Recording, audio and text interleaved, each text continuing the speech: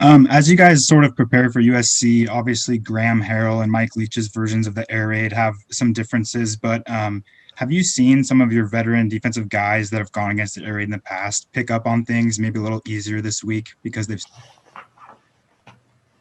Oh, I think there's no question. They're just kind of talking about the air raid. They know the ins and outs of it. They know how they get to the checkdowns late. They know how everyone gets out in the past, game. And it's just similar concepts that they've seen. The biggest difference is the run game from USC, right? What they have and their ability with the running backs. But I think our guys are familiar with this style of pass game and just how we're matching it up to our stuff. Where the back's at, those type of things help their learning. So it's been a good week so far. And at the strong safety throughout this season, Chad Davis Jr. has been listed on the depth chart as a potential starter. Are you expecting to get him back potentially this week against USC? Yeah, I actually just saw him in the stairwell coming down. He's feeling better. He's out there moving around. He's doing some better things, and he's progressing. So slowly but surely, we expect him to be out there sooner than later. Thank you. All right, other questions for Coach Dickert? Just raise your hand and we'll call on you.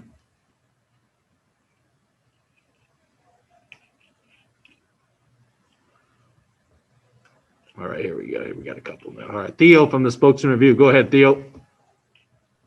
Hey, Jake. USC has four pretty dynamic receivers in St. Brown, Bonds, and London, and the other guy's name is escaping me now. But what makes that group so special, and why are they so dynamic out there?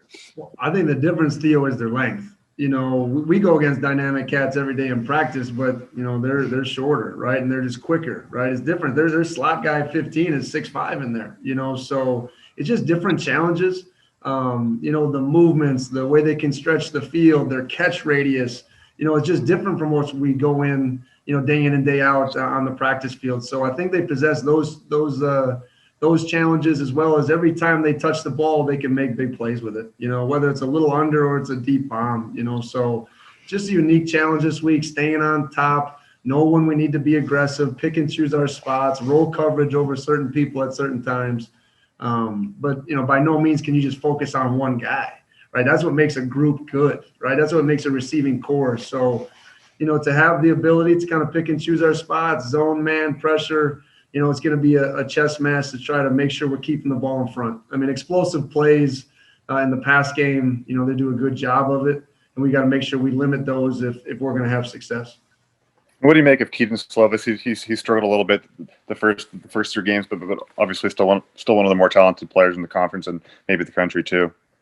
I just think he's got a good command of the offense. I think he knows he doesn't have to just make all the plays. He's got good people around him. And they got 4 NFL tailbacks, the receivers, just don't try to do too much, So he's picking, choosing his spots. He's finding his check down. He's scrambling a little bit more, using his feet this year. So there's just a lot of different ways I think he's commanding the offense at a really high level.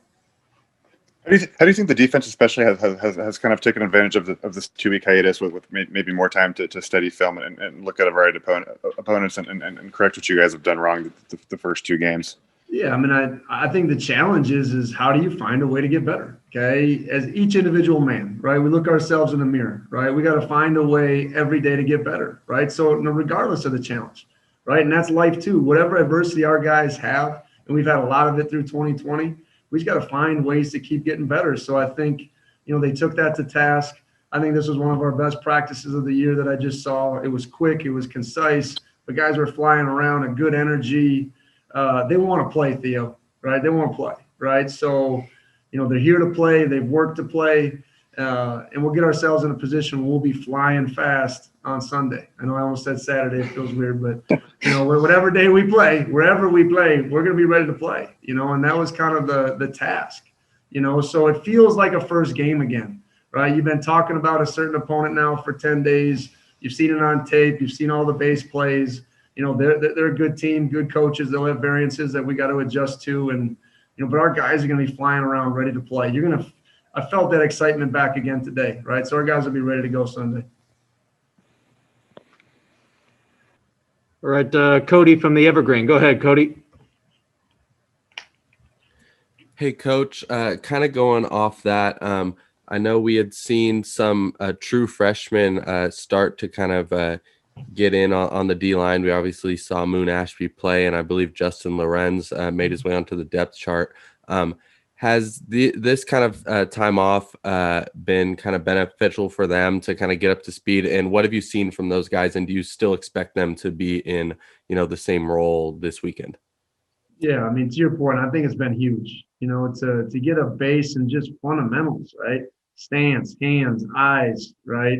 Just blocking schemes. I mean, it takes so long to kind of just be a veteran with some of those things and keep learning. So to get those guys some more just extra reps just in Indy, right? We took a couple, days in the last 2 weeks and just did Indy for an hour, right? So just finding ways to grow those guys daily.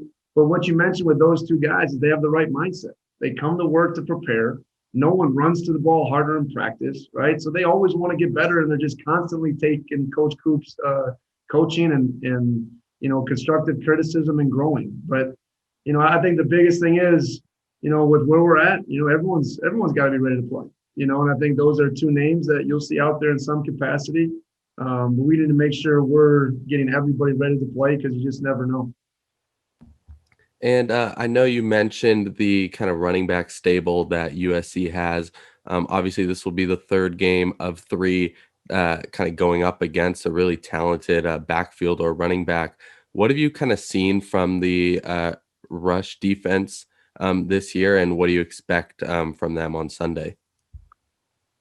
Well, yeah, I mean, I just think they just keep coming at you, right, with a lot of different ways. And the biggest thing with their running backs is they're all different. Power, speed, you just, 7, 29, 23, 30. I mean, they're just all different, right? That's what makes it hard. But that's this league. You're going to face an NFL back every week, right? And we got to be prepared for it. Our guys will be up for the challenge. But a little bit more zone schemes. We got to stay in our gaps. We got to know where we're supposed to be, pick and choose places to try to attack it and get them behind the chains. But we got to be great tacklers, right? You want to stop the run game. When you fit that hole, is that a 2-yard gain? Is that a 7-yard gain? Right? So we got to make sure we're great tacklers and we're swarming to the football. It's going to be a big part of it, right? So if our effort level is high, we got guys to the football, because it isn't just going to be one guy bringing these guys down every time. So that's part of it. Obviously, we got to know where we're supposed to be and fit it the right way. But the other part is just make sure we're a swarming defense on Sunday.